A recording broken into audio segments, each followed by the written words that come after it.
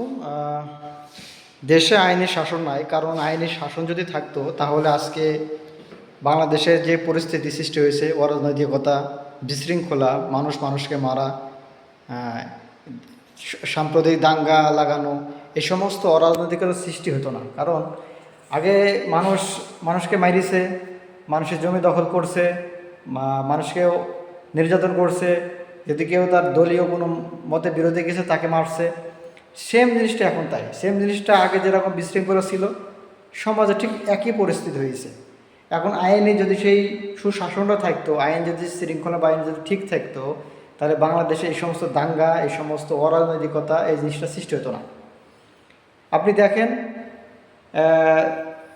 এই 24-এর গণ অভ্যন্তরের পরে যে আইনি যে শাসনটা হওয়ার দরকার ছিল, যে মানুষের নিরাপত্তাটা, মানে প্রতিটা মানুষের তার আছে নিজস্ব নিরাপত্তা, তার সম্পদ নিরাপত্তা, তার যে কোনো পরিস্থিতি সে একটা নাগরিকতা হিসাবে তার পাওয়ার অধিকার ছিল, কিন্তু সেই জিনিসটা বাংলাদেশে এখনও সৃষ্টি হয় নাই। এখন এই যে জিনিসটা বাংলাদেশে চলতেছে, যে সাম্প্রতিক দাঙ্গা হিসাবে কারা লাগাইছে? সাম্প্রতিক দাঙ্গা লাগাইছে যারা ইতিপূর্বে যে সমস্ত গভর্নমেন্ট ছিল, তারাও এই গভর্নমেন্ট থাকা অবস্থায় তাদের তত্ত্বাবধানে তারা মানুষের মাঝে দাঙ্গা লাগাইছে, মারামারি করেছে, জমি দখল করছে, মানুষের বসত বাড়িকে পুড়িয়ে দিয়েছে। সেম সৃষ্টিটাই এখন বর্তমান ওই জিনিসটাই হয়েছে।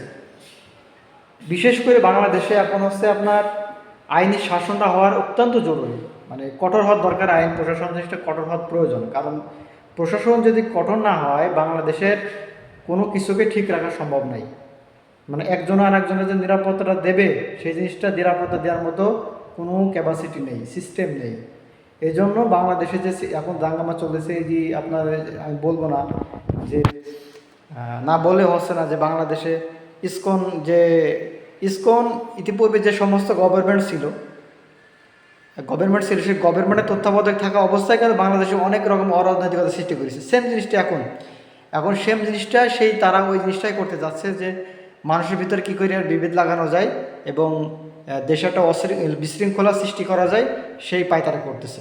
এবং তারা যদি, আমার একটা জিনিস বুঝে আসে না, যে তারা যদি এই দেশের নাগরিকও হবে এবং এই দেশে যদি ভালো চাবে, কেন তারা অন্য দেশের সাহায্য কামনা করবে এবং অন্য দেশের কাছে তাদের নিরাপত্তার জন্য জোরদারি করবে? কিসের জন্য?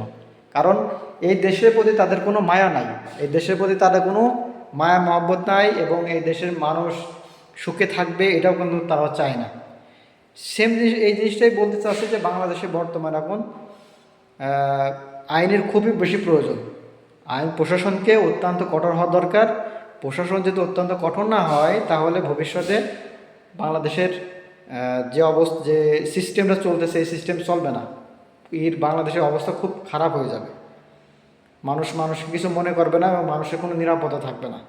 তা বাংলাদেশের গভর্নমেন্টের প্রতি অনুরোধ থাকবে যে আপনারা বাংলাদেশের আইন শৃঙ্খলাটা অত্যন্ত ভালো করার দরকার এবং কঠোর করার দরকার। আসসালামু আলাইকুম।